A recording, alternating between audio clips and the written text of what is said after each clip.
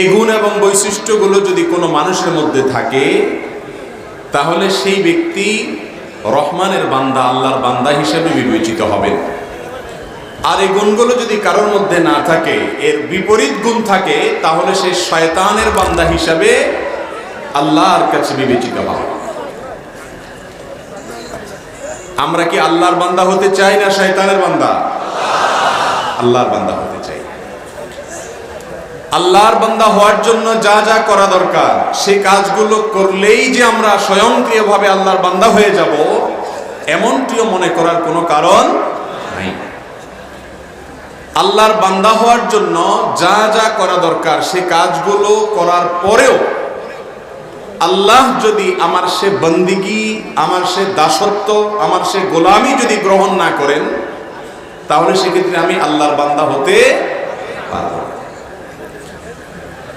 সূরাতুল ফুরকানের এই আয়াতগুলোতে আল্লাহ সুবহানাহু ওয়া তাআলা বলে দিয়েছেন বিশেষ কয়েকটি গুণ আছে, বৈশিষ্ট্য আছে। এই গুণগুলো যদি কোনো মানুষ অর্জন করতে পারেন, তাহলে সেই মানুষকে আল্লাহ তাআলা নিজে পরিচয় করে দিচ্ছেন সে আমার বান্দা, রহমানের বান্দা।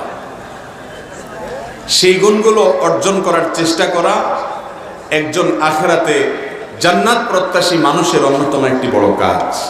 সেই গুণগুলোর ভিতরে প্রথম গুণ সম্পর্কে বলতে গিয়ে আল্লাহ তাআলা বলছেন, আল্লাযীনা ইয়ামশুনা আলাল আরদি হাওনা। আল্লাহ তাআলা যাদেরকে নিজের পরিচয় দিয়ে বলবেন তারা আমার বান্দা, আল্লাহ তাদের বন্দেগীকে স্বীকৃতি দিয়েছেন, আগাম স্বীকৃতি। তাদের এক নম্বরের বৈশিষ্ট্য হলো তারা পৃথিবীতে যখন চলাফেরা করবে, সমাজে যখন বসবাস করবে, রাস্তাঘাটে যখন চলাফেরা করবে, তাদের চাল চলনে দম্ভ, অহংকার আর কোনো প্রকার নিজের বড়ত্ব প্রকাশের মানসিকতা থাকবে। তারা পৃথিবীতে যখন চলাফেরা করবে, সমতল জায়গা দিয়ে যখন চলাফেরা করবে, অবনত মস্তকে বিনয়ী মানুষের মতো চলাফেরা করবে। আমাদের প্রিয় নবী সাল্লাল্লাহু আলাইহি সাল্লাম কিভাবে চলতেন, এই সম্পর্কে তার শামায়েলে বর্ণিত হয়েছে যে তিনি যখন সমতল কোনো জায়গা দিয়ে চলতেন, কান্নাহু ইয়ানহাত্তু মিন ফাওক আও মিন সাওয়াব। নবী আলাইহিস সালাম যখন রাস্তা দিয়ে চলাফেরা করতেন, তখন উপর থেকে, পাহাড় থেকে কেউ নামার সময় যেরকম তার মাথা ঝুঁকে থাকে, অবনত হয়ে থাকে, বিনয়ী মানুষের মতো থাকে, বুক টান টান করে অহংকারের মতো করে চলে না, রাসূল করিম সাল্লাল্লাহু আলাইহি সাল্লাম চলার সময় এইভাবে চলতেন। এখন কেউ যদি রাস্তাঘাটে খুব দম্ভভরে চলাফেরা করে, অহংকার প্রদর্শন করে তার হাবভাব দিয়ে, তার ক্ষমতার জোর দেখায়, তার গায়ের জোর দেখায়, তার পয়সার জোর দেখায়, এসব যদি তার চলনে বলনে প্রকাশ পায়, তাহলে এই ব্যক্তি শয়তানের বান্দা, রহমানের বান্দা। রহমানের বান্দা হওয়ার জন্য এক নম্বরের এই বৈশিষ্ট্যটা অর্জন করতে হবে, বিনয় থাকতে হবে। আল্লাহ রাব্বুল আলামিন আপনাকে পাওয়ার দিয়েছেন, আপনার অবস্থান দিয়েছেন, আপনাকে আল্লাহ তাআলা অনেক দিক থেকে স্বাবলম্বী করেছেন, মর্যাদাবান করেছেন। আপনি যদি বুক টান টান করে অহমিকা প্রদর্শন করেন, তাহলে আল্লাহ তাআলা আপনাকে তার গোলাম হিসেবে স্বীকৃতি দিবেন না। নবী আলাইহিস সালাম বলেছেন, আলা উখবিরুকুম বিআহলিল জান্নাহ, তোমাদেরকে কি আমি জান্নাতি লোকদের মার্কা বলে দিব না? কোন লোকগুলো জান্নাতে যাবে তাদের কিছু মার্কা আছে।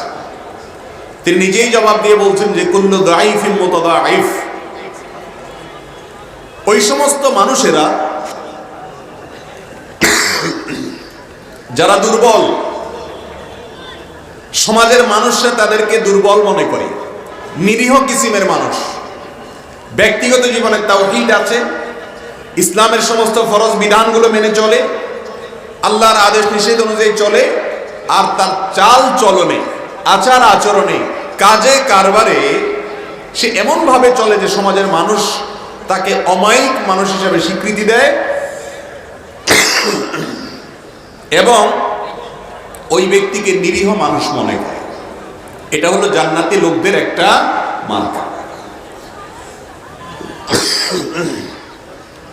আর এর বিপরীতে জাহান্নামী লোকদের মার্কা হলো তারা দম্ভ ভরে চলে, দাপট দেখায় চলে, গায়ের জোর জাহির করে সবাইকে দমায় রাখতে চায়, তার কথাই সবার উপরে রাখতে চায়। এই অহংকারী মানুষদেরকে নবী আলাইহিস সালাম বলেছেন এই লোকগুলির মধ্যে জাহান্নামী লোকদের মার্কা এবং আলামত আছে। আল্লাহ তাআলা আমাদের সবাইকে বিনয়ী মানুষদের কাতারে শামিল হওয়ার তৌফিক দান করুন। তাহলে এক নম্বরে রহমানের বান্দাদের বৈশিষ্ট্য হলো পৃথিবীতে চলাচল করার সময়, হাঁটার সময় অহংকার প্রকাশ করবে না, বিনয়ের প্রকাশ করবে। নাম্বার 2, দ্বিতীয় বৈশিষ্ট্যটা প্রথমটার সাথে সংশ্লিষ্ট। তার কারণ হলো এই দুনিয়াতে যে লোক নরম হয়ে চলে, নিরীহ হয়ে থাকে, অহংকার করে না, বিনয়ী হয়ে চলে, সমাজের মানুষ তাকে খুব শ্রদ্ধা করে না তাকে পাত্তা দেয় না। শুধু পাত্তা না দেওয়া, বাংলায় একটা কথা আছে, ভালো মানুষের ভাত নাই। ভালো মানুষের শুধু ভাত নাই বললে ভুল হবে, ভালো মানুষের ভাত তো নাই নাই, সামনে রুটি থাকলে ওইটাও সরাই ফেলা। তুমি ভালো কেন হইলা? ভাত তো নাই, রুটিও দেব না। এ হলো ভালো মানুষের অবস্থা। আল্লাহ রাব্বুল আলামিন বলেছেন রহমানের বান্দা হতে হলে ভালো মানুষ হতে হবে, অমায়িক মানুষ হতে হবে, বিনয়ী মানুষ হতে হবে, অহংকার করা যাবে না। বিশেষ করে আমার যুবক ভাইয়েরা, আপনাদেরকে বলছি, যখন 3-4 জন বন্ধু মিলে মোটরসাইকেল বা বাইক নিয়ে রাস্তায় চলাফেরা করেন, পেছন থেকে যতই হর্ন বাজাক প্রাইভেট কার, বাসওয়ালা সাইড দিতে চান না, ঠিক না বেঠিক? একা যখন যান তখন রিকশাওয়ালা বেল বাজাইলেও সাইড দিয়ে দেন, আর যখন বন্ধু-বান্ধব সাথে 8-10 জন থাকে তখন কি হনুর একটা ভাব চলে আসে, কি আসে না? এর নাম হলো অহংকার। এর নাম কি? অহংকার। হোটেলে যখন বসেন, একা একা চার অর্ডার দিলে, একা একা থাকলে মেসিয়ারে বলেন ভাই 1 কাপ চা দেন। আর 4-5 বন্ধু মিলে বসলে শরীরটা একটু গরম গরম মনে হয়, তখন আর এটা বলেন না যে 1 কাপ চা, তখন এই বেটা দিকে জানিয়ে মানুষ চোখে দেখোস না কতক্ষণ হয়েছে বলে দিচ্ছে। এরকম মোডে যুবকরা কথা বলেন কি বলেন না? ও যুবক ভাই আমার, যে আল্লাহ আপনাকে এই যৌবনের শক্তি দিয়েছেন, ওই আল্লাহ রাব্বুল আলামিন আপনাকে একদিন দুর্বল করবে কি করবে না? এই জন্য জান্নাতি লোক কখনো অহংকার করতে পারে না। বাসে যখন একা একা যুবক যায়,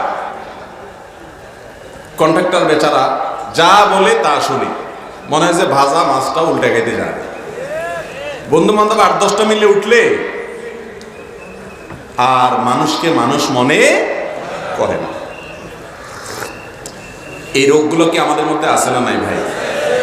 আল্লাহ তাআলা একটু পয়সা করে দিলে, একটু পাওয়ার ক্ষমতা দিলে, একটু গায়ে জোর টোর আসলে আর কাউকে আমরা মানুষ মনে করতে রাজি।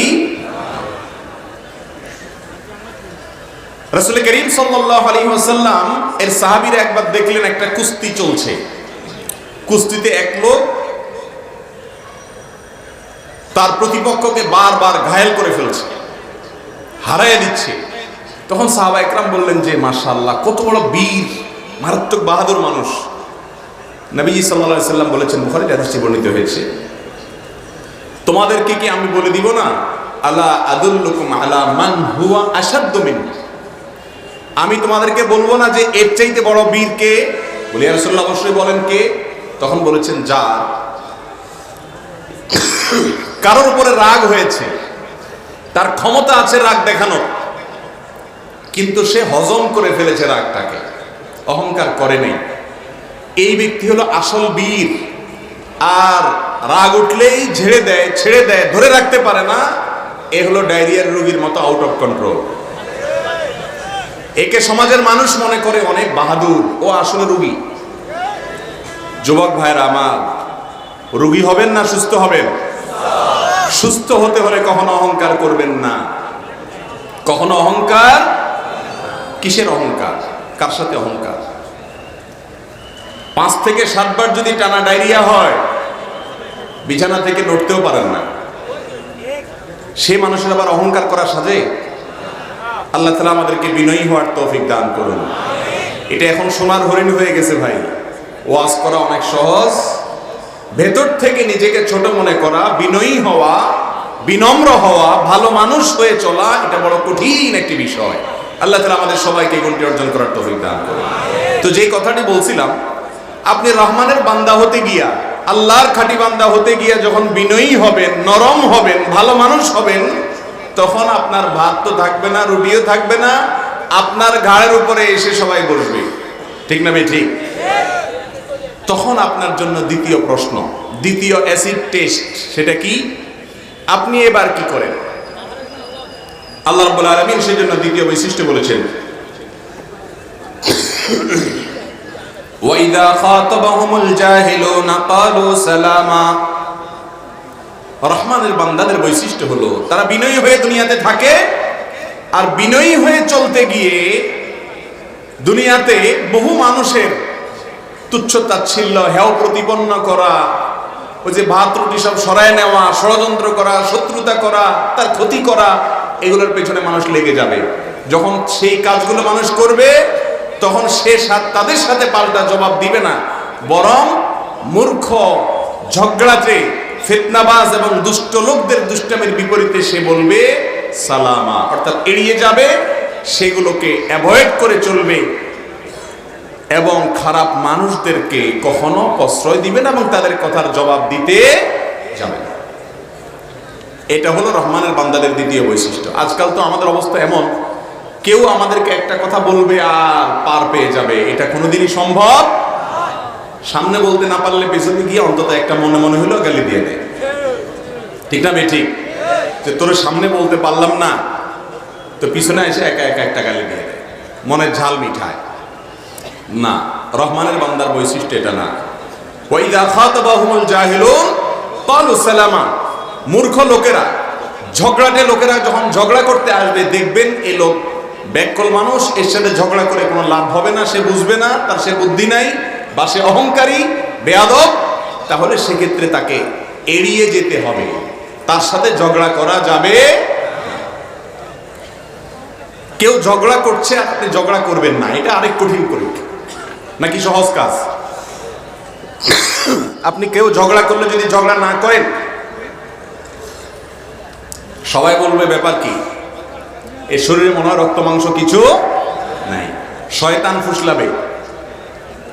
কিন্তু মাথা ঠান্ডা রেখে আল্লাহকে খুশি করার জন্য মূর্খ মানুষদের জবাবে কোনো কথা না বলে বিনয়ের সাথে এড়িয়ে যেতে হবে। এটা হলো রহমানের বান্দাদের দ্বিতীয় বৈশিষ্ট্য। নাম্বার 3, রহমানের বান্দাদের 3 নম্বর বৈশিষ্ট্য হলো ওয়াল্লাযীনা ইয়াবিতুনা লিরাব্বিহিম সুজদান ওয়া কিয়ামা। যারা রাতের বেলায় ভোর রাতে উঠে তাহাজ্জুদের নামাজ পড়ে, দাঁড়িয়ে যায় আল্লাহর প্রশংসা করার জন্য, সেজদায় লুটিয়ে যায় আল্লাহর নৈকট্য অর্জন করবার জন্য।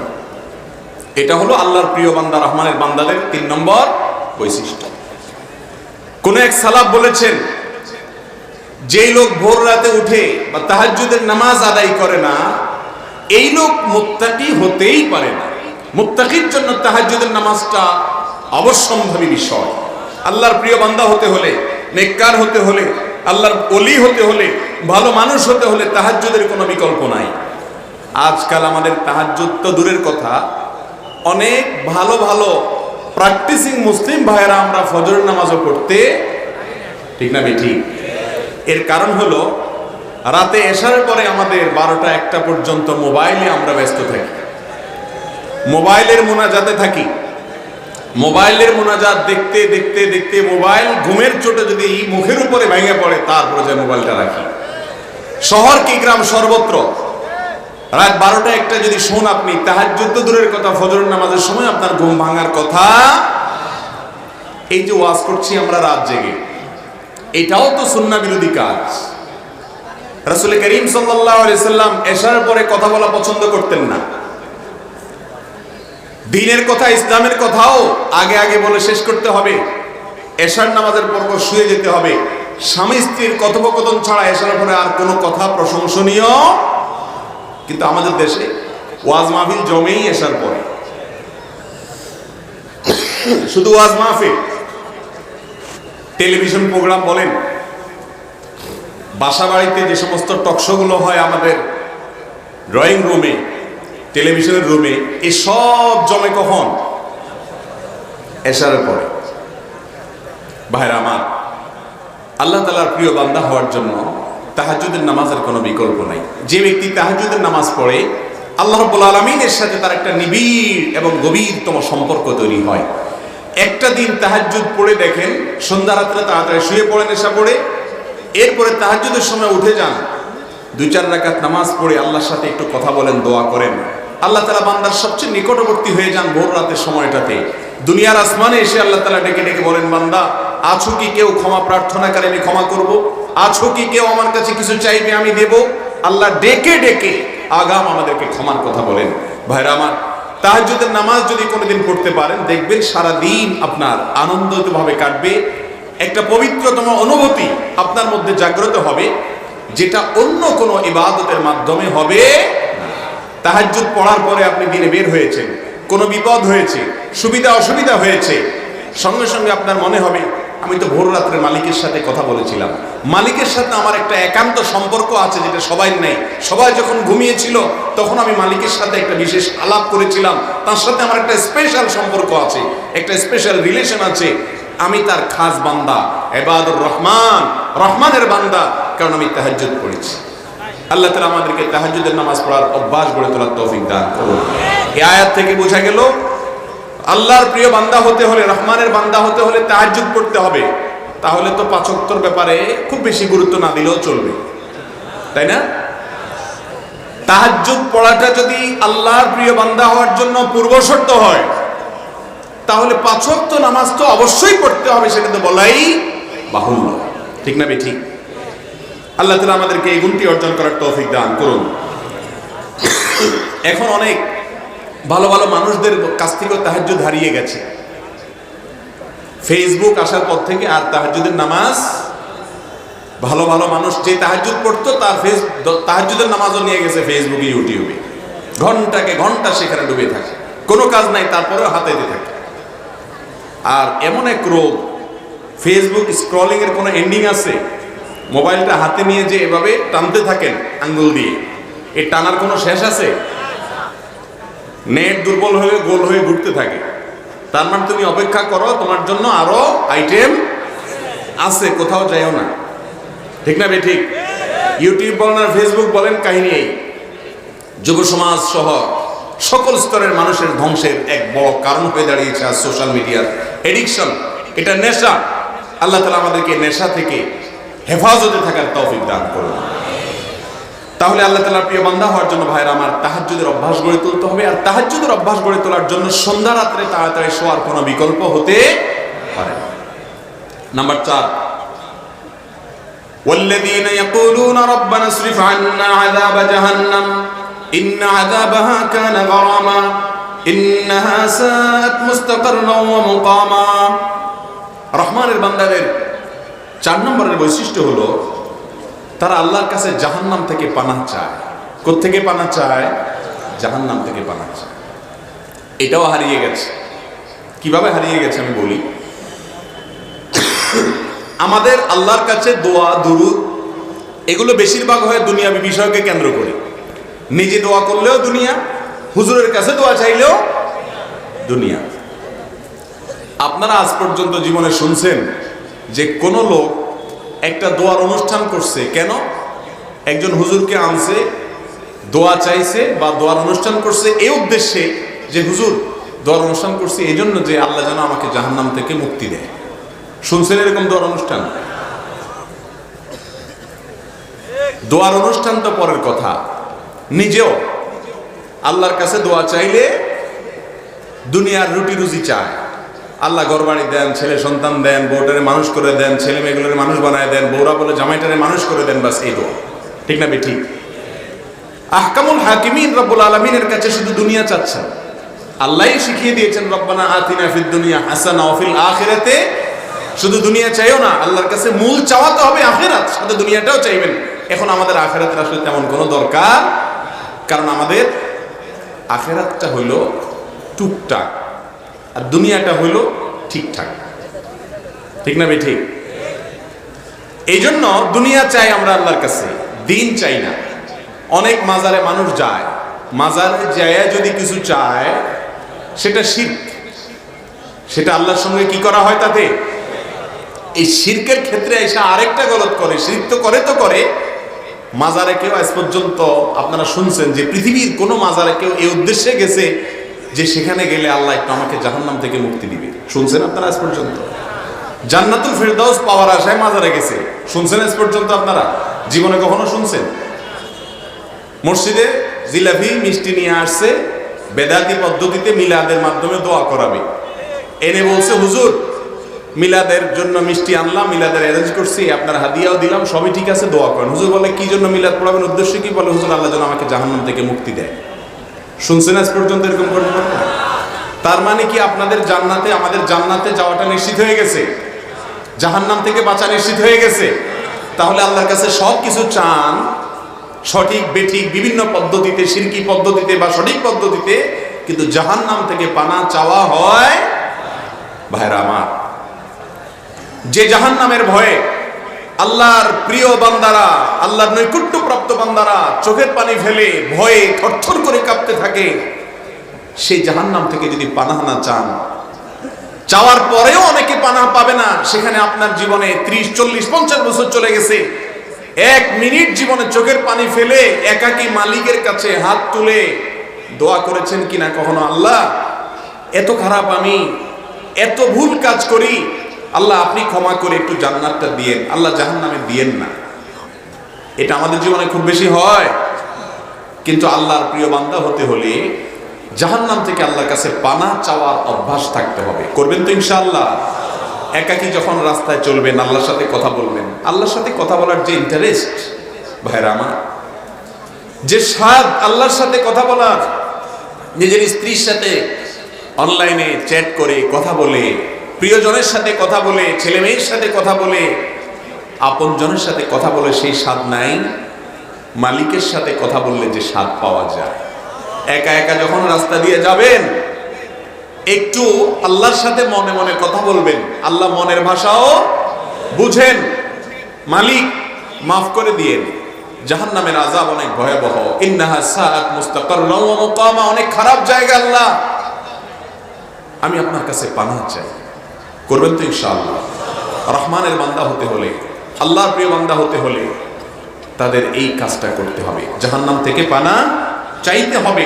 4 নম্বর কাজ। নাম্বার 5, ওয়াল্লাযীনা ইযা আনফাকু লাম ইউসরিফু ওয়া লাম ইয়াকতুরু ওয়া কানা বাইনা যালিকা কাওয়ামা।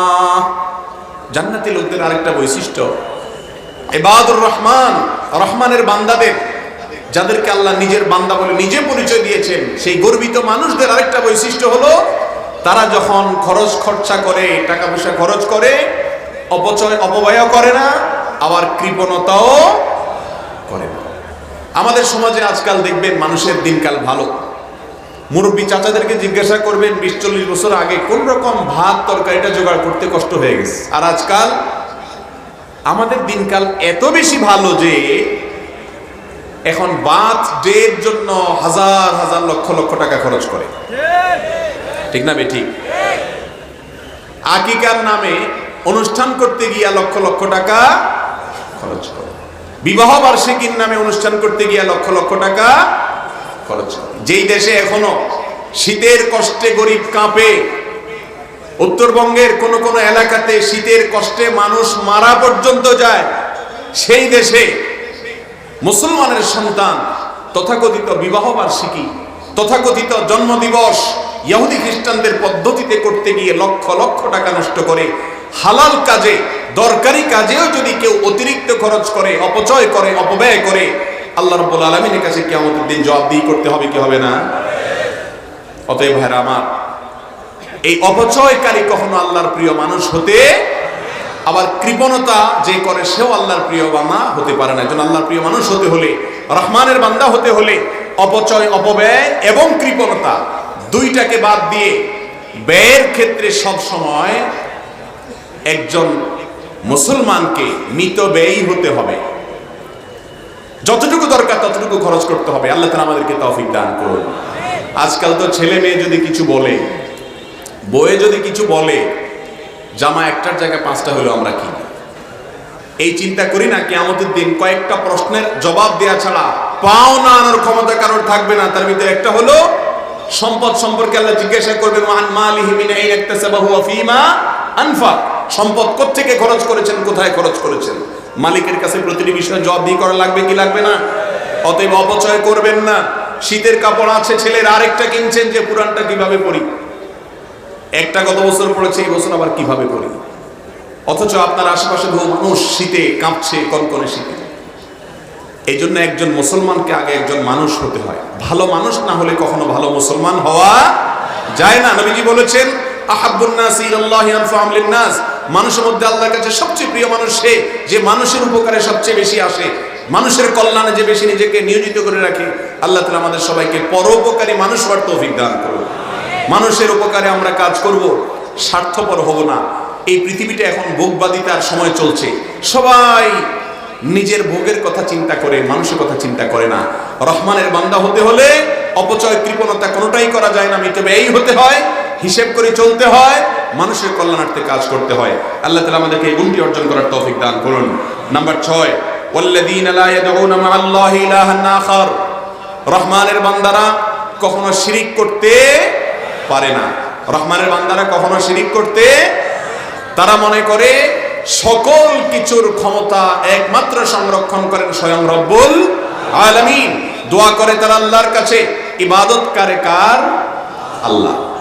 আজকাল অনেক হুজুরদেরকেও দেখা যায়, গতকালকে একটা ভিডিও ক্লিপে শুনছিলাম, এক হুজুর ওয়াজ করতেছেন যে কোন জায়গা থেকে বরযাত্রী আসছে জাহাজে করে বলে বরযাত্রী যায়। যাই হোক, সে বরযাত্রী নিয়ে জাহাজ ডুবে গেছে। 12 বছর পানির নিচে ডুবে শেষ। 12 বছর পরে কোন ওলি আল্লাহকে বলছে যে এগুলো উঠায় দাও। আল্লাহ বলে কেমনে উঠাবো, 12 বছর হয়ে গেছে।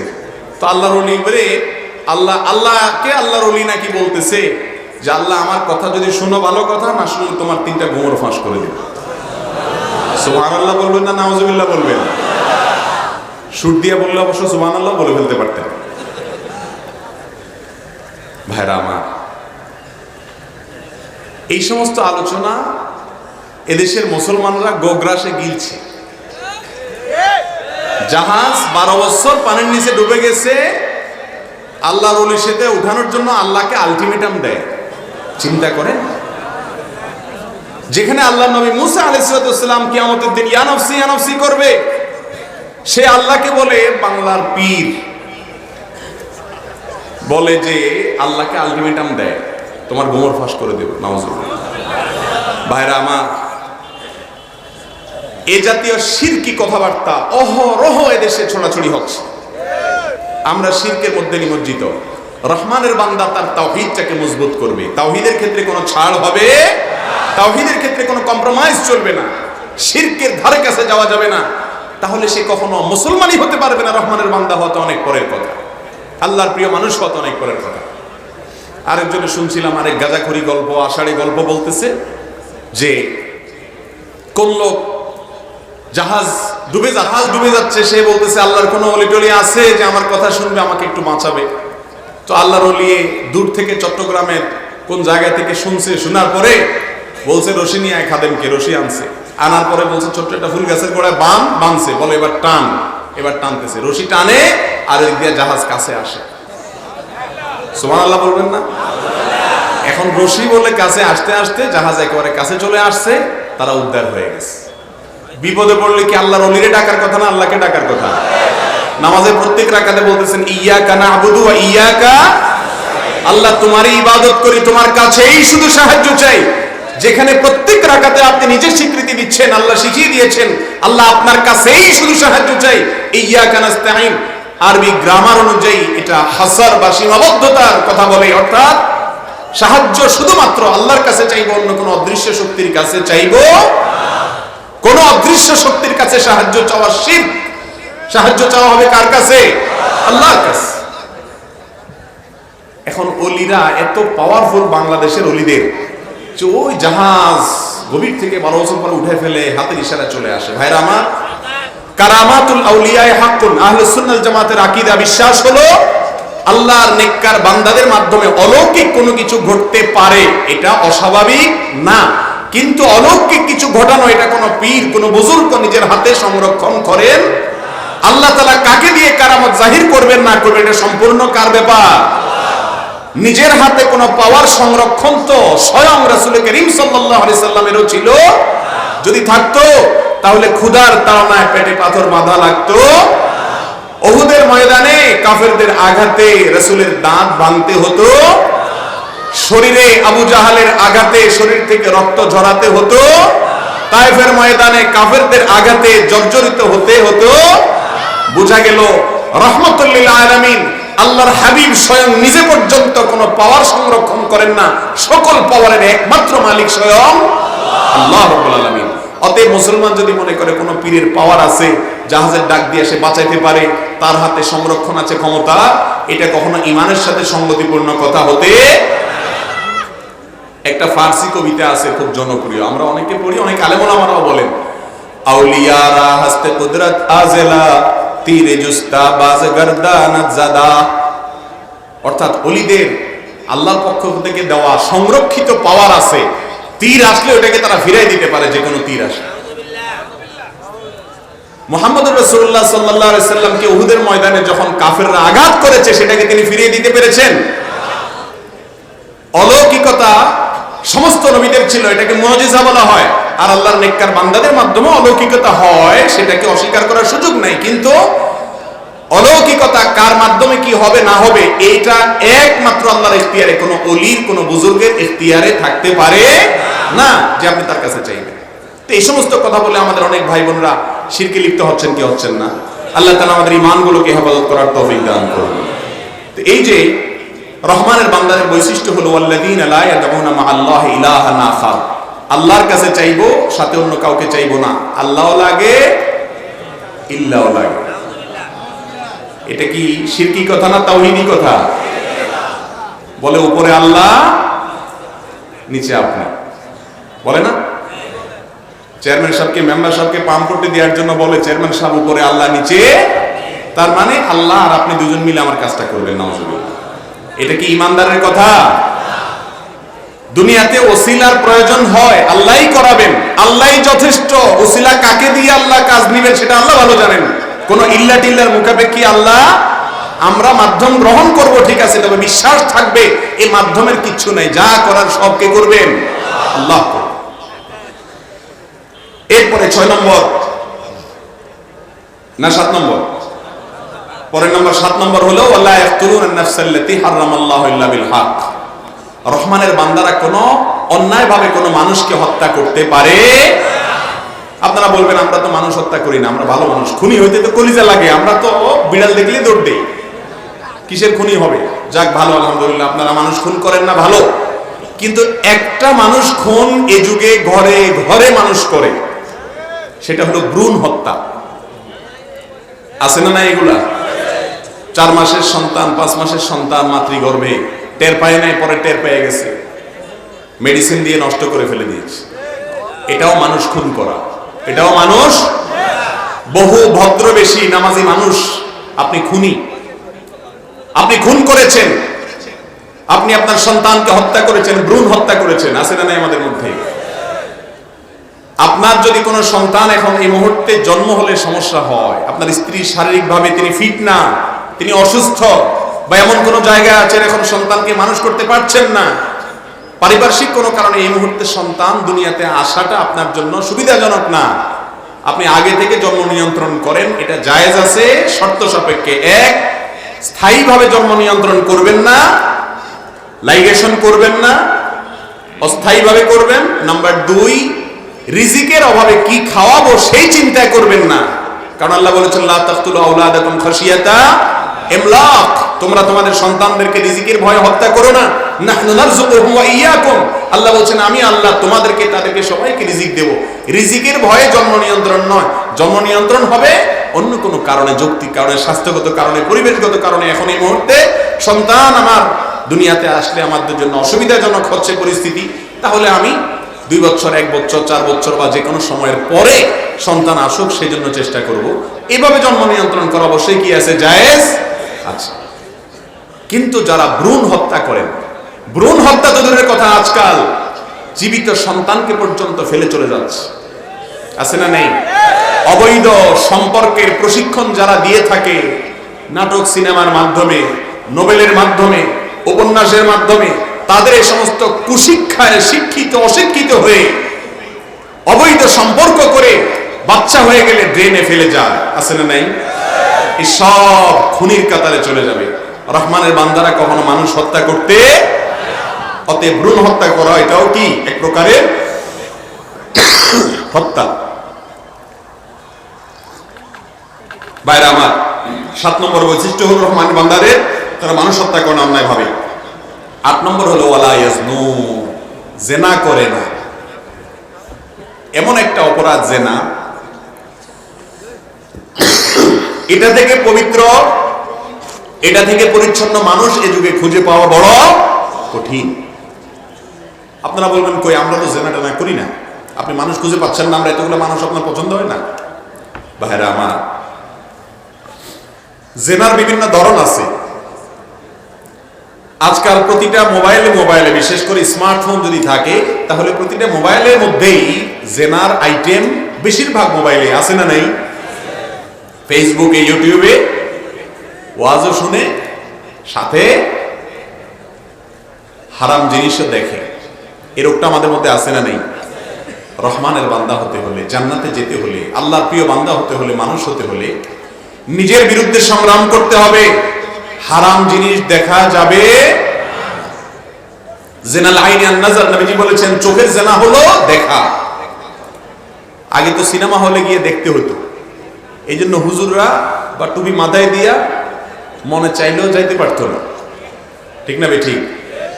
শয়তান বলে আমার দলে লোক কম হয়ে যাচ্ছে, সবাইকে নেওয়া যায় না, মুরব্বীরা যাইতে চায় না, যে সে যায় না সিনেমাতে, মুসিবত।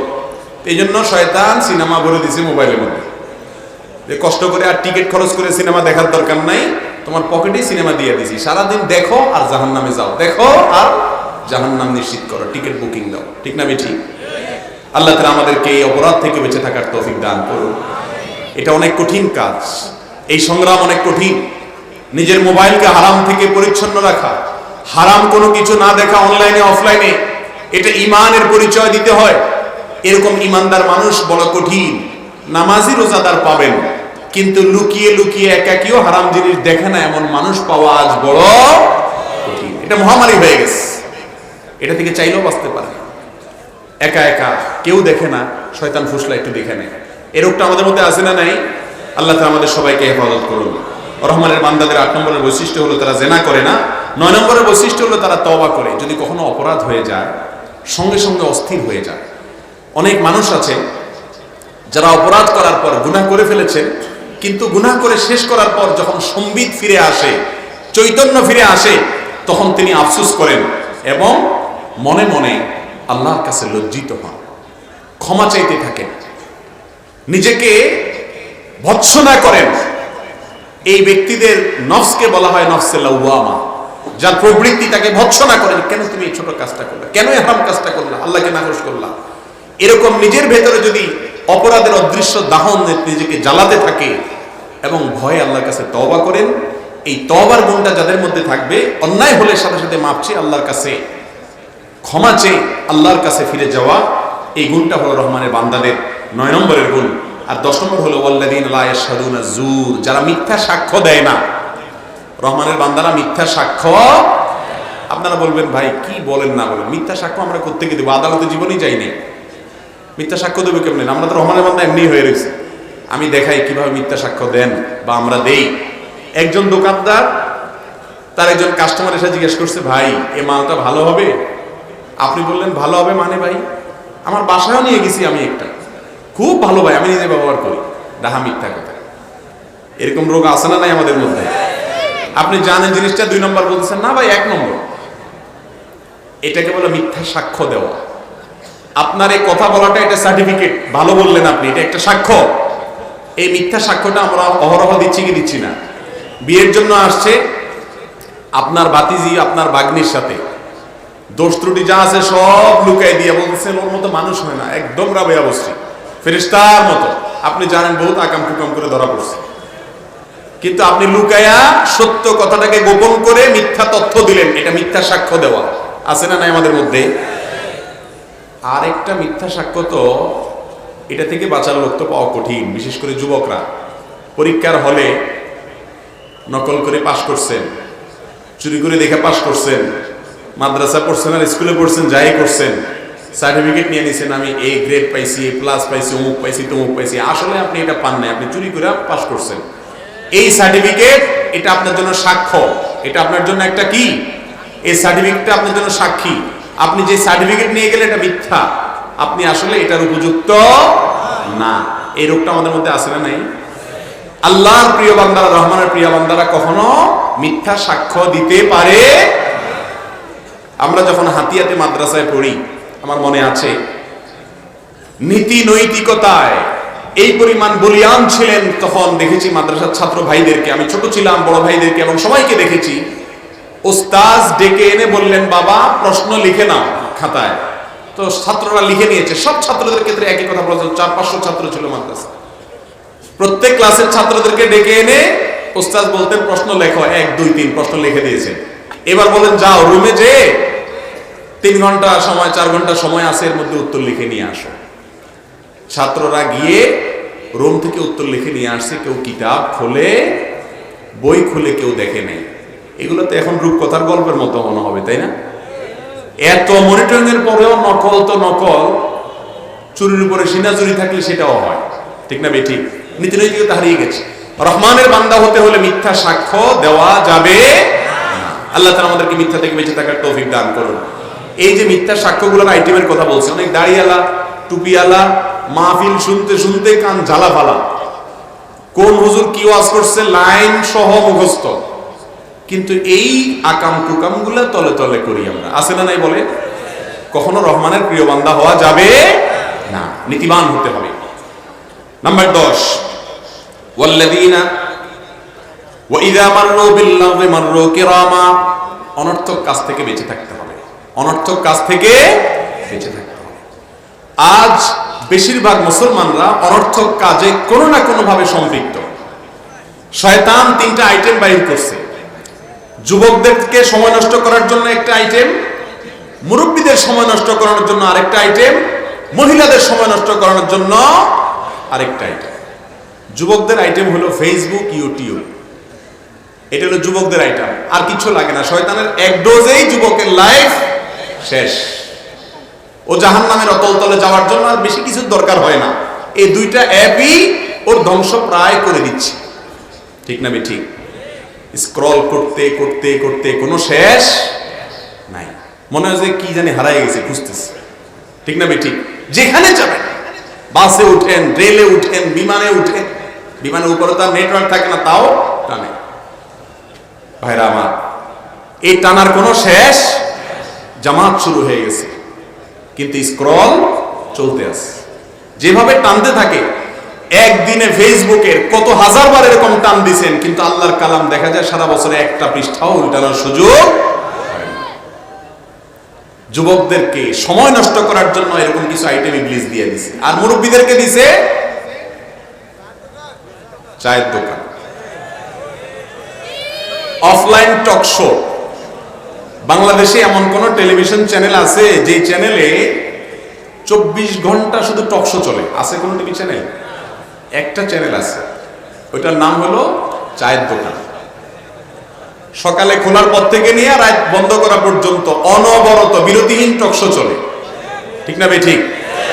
এবং এই টক শো এমন এক আজব টক শো, এখানে উপস্থাপক পরিবর্তন হয়, বুদ্ধিজীবী পরিবর্তন হয়, কিন্তু অনুষ্ঠান শেষ হয় না, কোনো বিরতি টিরতি নেই।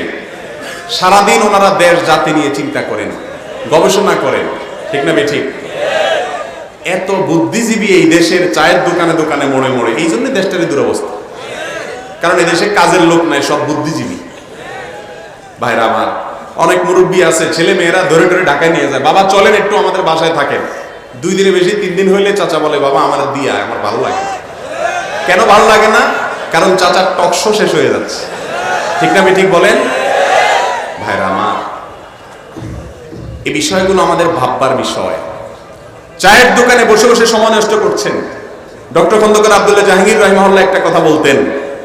উনি বলতেন, ও মুরব্বীরা, ও বড় ভাইরা, যারা চায়ের দোকানে বসে ঘন্টাকে ঘন্টা ফাও আলাপ করে গীবত শিকায়েত করে নষ্ট করেছেন, কি অর্জন করেছেন? আপনার এই বুদ্ধিজীবীগিরি করার কারণে দেশ উন্নত হয়ে গেছে? দেশে কোনো সমস্যার সংকটের সমাধান হয়েছে? হয় নাই। কিন্তু আপনার আমলনামা নষ্ট করেছেন, সময় নষ্ট করেছেন, অনর্থক কাজ করেছেন। আপনার আখিরাতে ধ্বংস হচ্ছে, দুনিয়াও ধ্বংস হচ্ছে। স্যার রাহিমাহুল্লাহ বলতেন, চায়ের দোকানে বসে ঘন্টাকে ঘন্টা গপসপ মারার চাইতে বাসায় চলে যান, চাচির সাথে বসে বসে মহব্বতের কথা বলেন, সওয়াব হবে ইনশাআল্লাহ। কথা বোঝেন নাই? চাচির সাথে কথা বলার সময় নেই, বাসায় এসে লাইট টাইট ফেলায় ধুয়ে, মোবাইল টোবাইল ফেলায় ধুয়ে, চাচা ওই যে এতক্ষণ টকশো করে আসছে চান্দি গরম। এই যে একটা রোগ আমাদের মধ্যে, মুরব্বীদের সময় নষ্ট করার জন্য এই অফলাইন টকশো, চায়ের দোকান।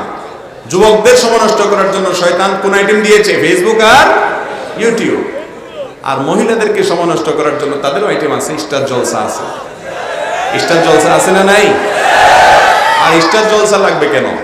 যাদের স্টার জলসা নাই, শয়তান তাদেরকে একটা আইটেম দিয়েছে যে জাহান্নামে শুধু যুবকরা যাবে কেন? যুবকরা, বৃদ্ধরা, মহিলারা দলে দলে চলো, সব জাহান্নামে চলো। এই জন্য আইটেম তাদেরকে একটা দিয়েছে, যার বাসায় টেলিভিশন নাই, স্টার জলসা নাই, তুমি কেন পিছিয়ে থাকবা? তুমিও জাহান্নামের ক্ষেত্রে আগায় থাকো, চলো।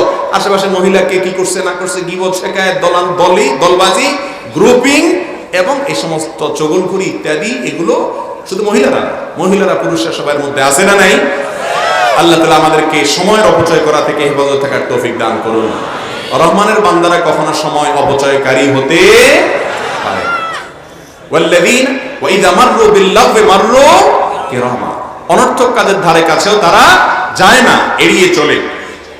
আর 11 নম্বর তাদের বৈশিষ্ট্য হলো ওয়াল্লাযীনা ইযা যুক্কিরু বিআয়াতি রাব্বিহিম লাম ইয়াখিরু আলাইহা সুম্মা ওয়া উমিয়ানা, আল্লাহর কথা শুনলে, কোরআন হাদিসের কথা শুনলে, আল্লাহর নিদর্শনের কথা শুনলে তারা অবনত মস্তক করে সেটার মাধ্যমে নিজের জীবনকে পরিবর্তন করে। আজকাল তো এত ওয়াজ মাহফিল, এত আলোচনা, ইউটিউবে এত ওয়াজ, ফেসবুকে এত ওয়াজ, কিন্তু আমাদের জীবনের তেমন কোনো পরিবর্তন নাই।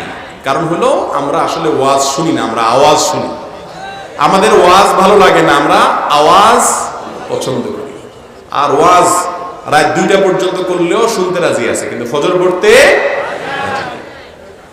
ভাইরা আমার, কোরআন এবং হাদিসের কথা শুনে যদি আপনার ভিতরে পরিবর্তন হয়, প্রতিটি মাহফিল থেকে, প্রতিটি ইসলামিক আলোচনা থেকে যদি আপনার জীবনে একটি ভালো পরিবর্তন হয়, ইনশাআল্লাহ আপনি জান্নাতের দিকে এক কদম আগায় গেলেন। আর যদি শুধু শুনতেই থাকেন আর সুবহানাল্লাহ শুধু বলতেই থাকেন, যেই লাউ সেই কদু, কোনো দুশ্চরিত্র না ছাড়েন, তাহলে এই ওয়াজ শোনায় কোনো কাজে আসবে। আল্লাহ তাআলা আমাদের সবাইকে রহমানের বান্দা হওয়ার তৌফিক দান করুন। রহমানের বান্দাদের সর্বশেষ বৈশিষ্ট্য হলো তারা শুধু নিজের চিন্তা করে না, পরিবারের চিন্তাও করতে হয় তাদেরকে। রব্বানা হাব লানাল্লাযীনা ইয়াকুলুনা রব্বানা হাব লানা মিন আজওয়াজিনা ওয়া যুররিয়্যাতিনা কুররাতা আ'য়ুন ওয়াজআলনা লিল মুত্তাকিনা ইমামা। অনেক মুরব্বীরা আছেন, অনেক ভাইরা বোনেরা আছেন, নিজে নামাজ কালাম পড়ে, নিজে ফজর পড়তে যায়, যাওয়ার সময় ছেলের গায়ে কম্বলটা দিয়া যায়, আছে না নাই? এর মানে হলো ফজর পড়লে তো সে জান্নাতে যাবে ইনশাআল্লাহ।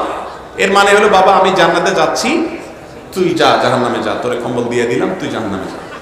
ব্যাপারটা এরকম দাঁড়ালো না?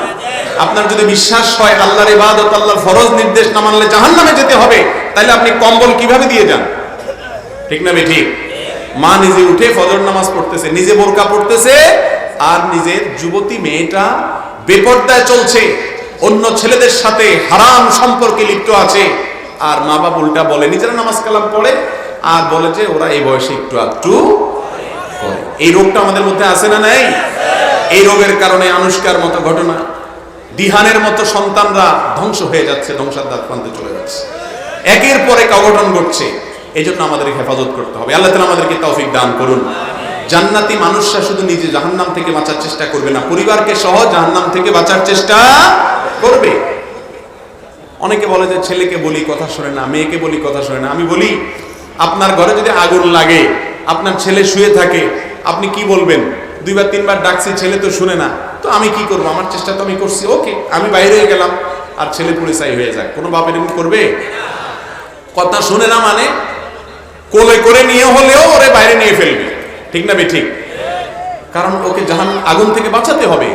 তাহলে নামাজ না পড়লে, পর্দা না করলে, হারাম সম্পর্ক করলে সমাজ ধ্বংস হবে, জীবন ধ্বংস হবে। সেই জন্য অভিভাবককে দায়িত্বশীল ভূমিকা অবশ্যই রাখতে।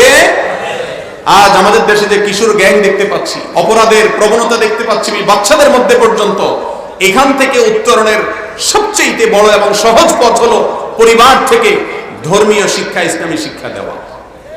আজকাল বাপ মা ছেলে মেয়েরা ইংরেজি বললে অনেক খুশি, মাশাআল্লাহ, ভালো কথা, ইংরেজি জানা দরকার আছে, মুসলমান সব জ্ঞান বিজ্ঞানে আগাইতে হবে, দোষের কিছু নেই। কিন্তু সন্তানকে আল্লাহর সঙ্গে পরিচিত করাচ্ছে। আপনার বাবা মা আপনাকে ইসলাম দিয়ে গেছে, আপনি আপনার সন্তানকে যদি দিয়ে না যান, পরবর্তী জেনারেশনের মধ্যে যদি গ্যাপ তৈরি হয়, কিয়ামতের দিন আল্লাহর কাছে আসামির কাঠগড়ায় আপনাকে দাঁড়াতে। আমি বলছি না যে আপনাদের সবার ছেলে মেয়েকে মাদ্রাসা দেন, আলেম বানায় দেন, কিন্তু অবশ্যই মুসলমান হিসাবে ইসলামের বেসিক শিক্ষা তাকে দেওয়া আমাদের জন্য ফরজ। সে কার সাথে চলছে, কোথায় যাচ্ছে, সেটা দেখা আমাদের জন্য কর্তব্য। রহমানের বান্দারা শুধু নিজের চিন্তা করে না, পরিবারদেরকে জাহান্নামের আগুন থেকে বাঁচানোর চেষ্টা করে। আল্লাহ তাআলা রহমানের বান্দাদের এই সব গুণগুলো আমাদের সবাইকে অর্জন করার তৌফিক দান করুন। এই গুণগুলো যদি কেউ অর্জন করে, আল্লাহ তাআলা তাদের সম্পর্কে বলেছেন, উলাইকা ইউজাউনাল গুরফাতা বিমা সাবারু। এই গুণগুলো অর্জন করতে হলে অনেক কষ্ট হয়, সবর করতে হয়, নিজের বিরুদ্ধে সংগ্রাম করতে হয়, আত্মশাসন করতে হয়, প্রবৃত্তির বিরুদ্ধে চলা শিখতে হয়, নফসের বিরুদ্ধে জিহাদ করা শিখতে হয়। এগুলো যদি করা যায়, আল্লাহ বলেছেন তাদেরকে আল্লাহ তাআলা জান্নাত দিবেন, ওয়া ইউলাকাউনা ফিহা তাহিয়াতান ওয়া সালামা, এবং জান্নাতে আল্লাহ তাআলা গার্ড অফ অনার দিবেন। আল্লাহ তাআলা আমাদের সবাইকে এখানে যেরকম সমবেত হয়েছি, জান্নাতে প্রিয় নবী সাল্লাল্লাহু আলাইহি সাল্লামের সান্নিধ্যে আমাদের সবাইকে একত্রিত হওয়ার তৌফিক দান করুন। জাযাকুমুল্লাহু খাইরা ওয়া আখিরু দাওয়ানা আলহামদুলিল্লাহ।